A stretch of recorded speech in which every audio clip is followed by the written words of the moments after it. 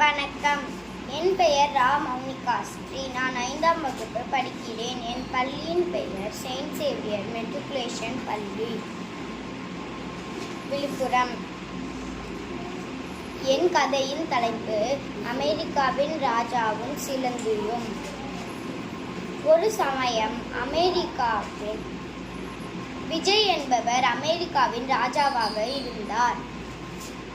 அப்போது அமெரிக்காவில் போர் நடந்தது. அந்த போரில் அவர் தோற்றுவிட்டார்.